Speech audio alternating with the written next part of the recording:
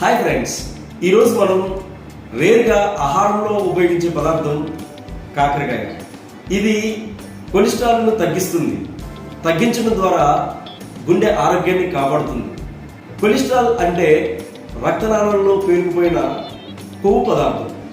ఇది రక్తనాళాలు రక్తాన్ని శరీరం అంతటా ప్రసరింపజేసే గొట్టపు నిర్మాణాలు.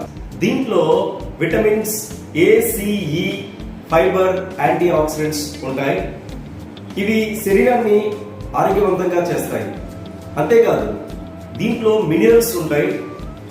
పొటాషియం, మెగ్నీషియం, ఐరన్, జింక్ అనే మినరల్స్ ఉంటాయి.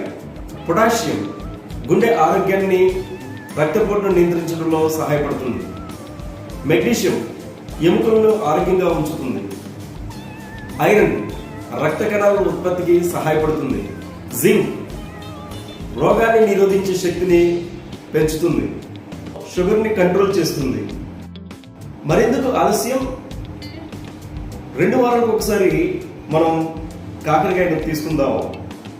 దీంట్లో సీడ్స్ మనం తినకూడదు.